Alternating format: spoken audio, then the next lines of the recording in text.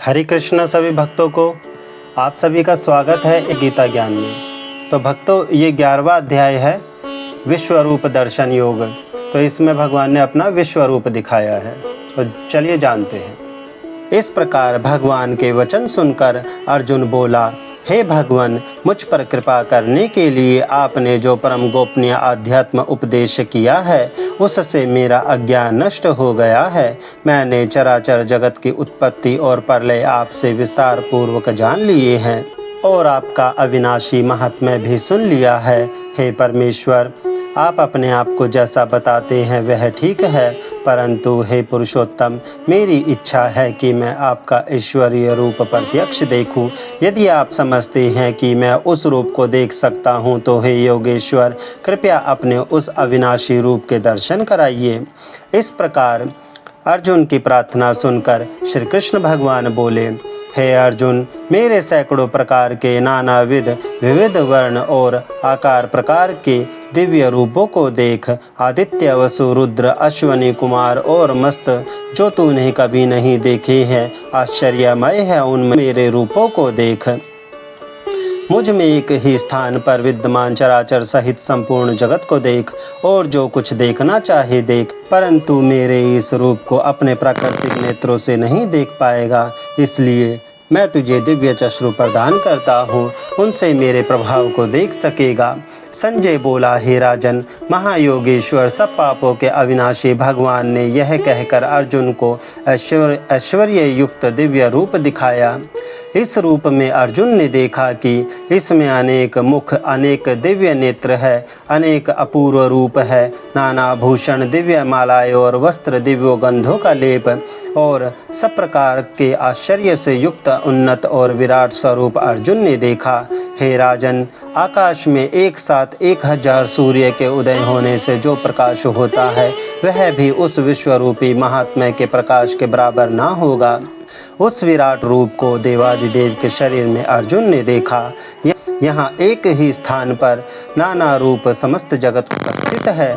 यह सब देखकर आश्चर्य विनित और रोमांचित हुआ धनंजय भक्ति सहित प्रणाम कर हाथ जोड़कर भगवान से कहने लगा, हे देव, आपके शरीर में संपूर्ण देव, संपूर्ण भूत समुदाय, कमल के आसन पर स्थित ब्रह्मा, महादेव, सब ऋषि और दिव्य स्वरूपों को देखता हूँ। हे विश्वेश्वर, आपके अनेक हाथ, पेट, मुख, नेत्र हैं, कहीं मध्य और अंत नहीं है। मुकुट, गदा, चक्र है, चारों ओर ज्वलयमान तेज का पूर्ण सर्वदा प्रदीप्त अग्नि और सूर्य की भांति अनुपम आपका यह दुर्निरीक्ष तेजो रूप मैं देख रहा हूँ। हे भगवान, आप ही जानने योग्य सर्वोत्कृष्ट अक्षर है। इस जगत के परम आश्रय, अनादि धर्म रक्षक, अविनाशी सनातनी पुरुष है।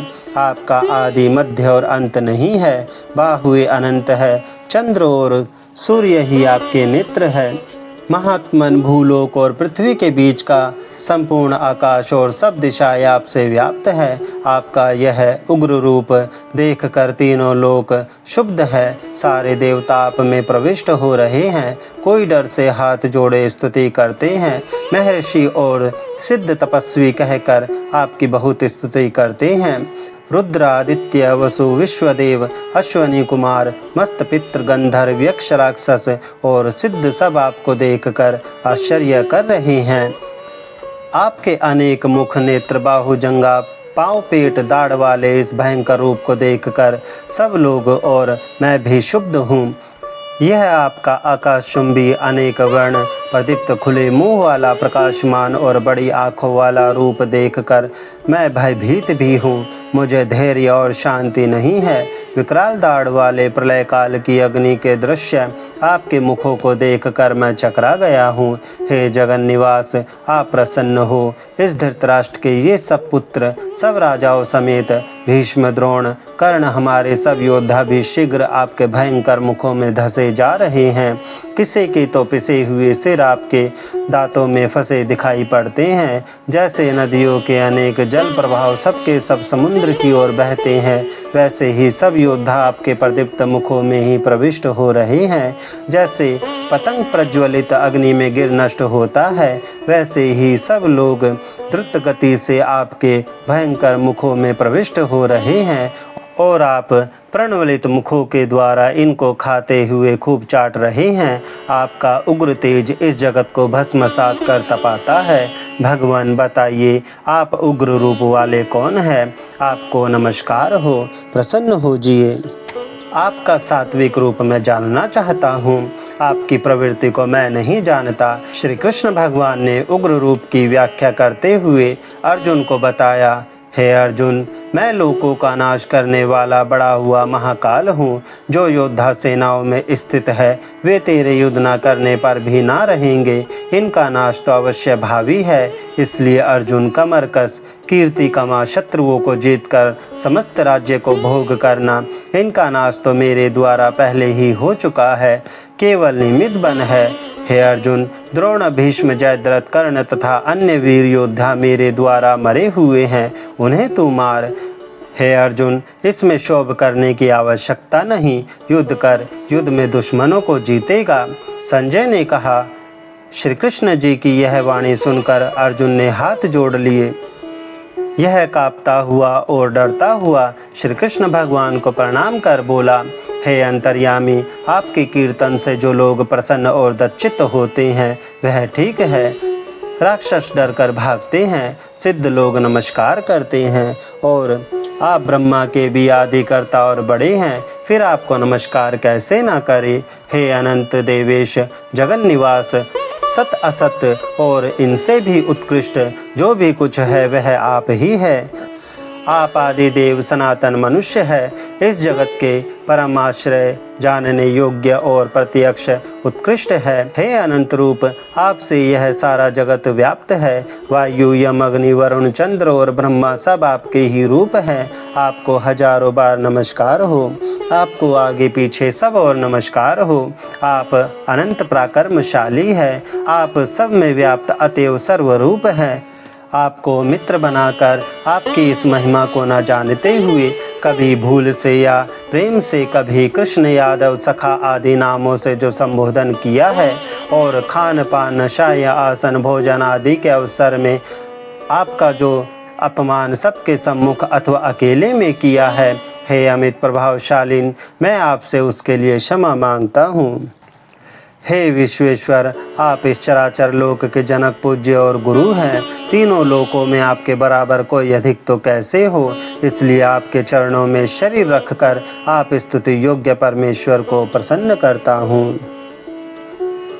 हे देव, जैसे पिता पुत्र के अपराधों को क्षमा कर देता है और पति स्त्री के अपराधों को क्षमा कर देता है, वैसे ही आप मेरे अपराधों को क्षमा करें।